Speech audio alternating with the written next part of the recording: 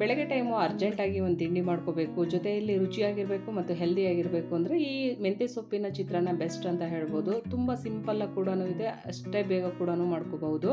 ಮೆಂತ್ಯ ಸೊಪ್ಪಿನ ಬಾತು ಅದೆಲ್ಲ ಮಾಡೋಕ್ಕೆ ತುಂಬ ಟೈಮ್ ತೊಗೊಳುತ್ತೆ ಅನ್ನೋದಿದ್ರೆ ಈ ಥರದ್ದು ಸಿಂಪಲ್ ಆಗಿರುವಂತಹ ರೆಸಿಪಿ ಬೆಸ್ಟ್ ಅಂತ ಹೇಳ್ಬೋದು. ಇವಾಗ ಈ ಮೆಂತ್ಯ ಸೊಪ್ಪಿನ ಚಿತ್ರಾನ್ನ ಹೇಗೆ ಮಾಡೋದು ಅಂತ ನೋಡೋಣ ಬನ್ನಿ. ಈ ಮೆಂತ್ಯ ಸೊಪ್ಪಿನ ಚಿತ್ರಾನ್ನ ಮಾಡೋದಕ್ಕೆ ಮೊದಲಿಗೆ ನಾನು ಒಂದು ಬಾಣಲಿ ಬಿಸಿ ಇಟ್ಟು ಒಂದು 2ರಿಂದ 3 ಟೇಬಲ್ ಸ್ಪೂನ್ ಆಗೋಷ್ಟು ಎಣ್ಣೆ ಹಾಕಿ, ಎಣ್ಣೆ ಚೆನ್ನಾಗಿ ಕಾದ ನಂತರ ಸಾಸಿವೆ, ಕಡಲೆಬೇಳೆ, ಉದ್ದಿನಬೇಳೆ ಹಾಕಿ ಚೆನ್ನಾಗಿ ಫ್ರೈ ಮಾಡ್ಕೊಳ್ತಾ ಇದ್ದೀನಿ.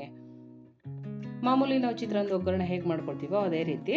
ನಂತರ ಒಂದು 2-3 ಎಸಳಷ್ಟು ಕುಟ್ಟಿದಂತಹ ಬೆಳ್ಳುಳ್ಳಿ ಹಾಕಿದ್ದೀನಿ. ಈ ಬೆಳ್ಳುಳ್ಳಿ ಒಳ್ಳೆ ಫ್ಲೇವರ್ ಕೊಡುತ್ತೆ ಮತ್ತು ಟೇಸ್ಟ್ ಕೂಡ ಚೆನ್ನಾಗಿರುತ್ತೆ. ನಂತರ ನಮಗೆ ಖಾರಕ್ಕೆ ಎಷ್ಟು ಬೇಕೋ ಅಷ್ಟು ಹಸಿಮೆಣಸಿನ್ಕಾಯಿ, 1 ಗಡ್ಡೆಯಷ್ಟು ಈರುಳ್ಳಿ ಮತ್ತು 1 ಕಡ್ಡಿಯಷ್ಟು ಕರಿಬೇವನ್ನು ಹಾಕಿ ಚೆನ್ನಾಗಿ ಫ್ರೈ ಮಾಡ್ಕೋಬೇಕು. ಹಾಕುವಂಥ ಪದಾರ್ಥಗಳಲ್ಲಿ ಒಂದು ನಾವು ಹೆಚ್ಚು ಹಾಕಿದ್ದೀವಿ ಅಂದರೂ ಟೇಸ್ಟ್ ಚೆನ್ನಾಗಿರುತ್ತೆ, ಇನ್ನೊಂದು ಕಡಿಮೆ ಮಾಡಿದ್ದೀವಿ ಅಂದರೂ ಕೂಡ ಚೆನ್ನಾಗಿರುತ್ತೆ. ಬೆಳ್ಳುಳ್ಳಿ ಆ್ಯಡ್ ಮಾಡಿರೋದು ಒಳ್ಳೆ ಟೇಸ್ಟ್ ಕೊಡುತ್ತೆ. ಈರುಳ್ಳಿ ಎಲ್ಲ ಚೆನ್ನಾಗಿ ಫ್ರೈ ಆದ ನಂತರ ಒಂದು 2ರಿಂದ 3 ಹಿಡಿಯಷ್ಟು ಮೆಂತ್ಯ ಸೊಪ್ಪನ್ನು ಸಣ್ಣ ಹೆಚ್ಚಿಟ್ಕೊಂಡಿದ್ದೀನಿ, ಅದನ್ನು ಕೂಡ ಹಾಕಿ ಚೆನ್ನಾಗಿ ಫ್ರೈ ಮಾಡಿಕೊಂಡು ಕೊನೆಯಲ್ಲಿ ರುಚಿಗೆ ತಕ್ಕಷ್ಟು ಉಪ್ಪು, ಒಂದು 1/4 ಟೇಬಲ್ ಸ್ಪೂನಷ್ಟು ಅರಿಶಿನ ಹಾಕಿ ಚೆನ್ನಾಗಿ ಫ್ರೈ ಮಾಡಿಕೊಂಡು ನಂತರ ಫ್ಲೇಮ್ನ ಆಫ್ ಮಾಡಿ ತಣ್ಣಗಾಗೋದಕ್ಕೆ ಬಿಡಬೇಕು. ನಂತರ ನಾವು ಒಗ್ಗರಣೆಗೆ ತಕ್ಕಷ್ಟು ರೈಸನ್ನು ಹಾಕಿ ಚೆನ್ನಾಗಿ ಒಂದ್ಸಲ ಮಿಕ್ಸ್ ಮಾಡ್ಕೋಬೇಕು.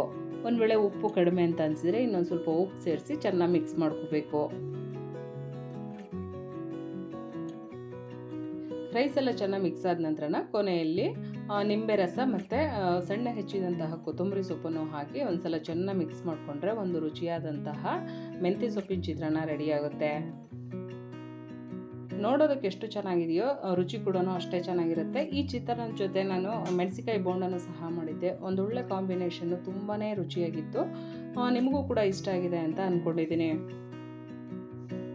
ಈ ಥರ ಬಿಸಿ ಆಗಿರುವಂಥ ಚಿತ್ರಾನ್ನ ಜೊತೆ ಮೊಸರು ಮೆಣಸಿನಕಾಯಿ, ಸೌತೆಕಾಯಿ ಕೂಡ ತುಂಬಾ ರುಚಿಯಾಗಿರುತ್ತೆ. ಬೇಕು ಅಂದರೆ ಕಾಯಿ ಚಟ್ನಿ ಕೂಡ ಚೆನ್ನಾಗಿರುತ್ತೆ. ಎಲ್ಲರೂ ಕೂಡ ಟ್ರೈ ಮಾಡಿ ನೋಡಿ, ತುಂಬಾ ಇಷ್ಟ ಆಗುತ್ತೆ.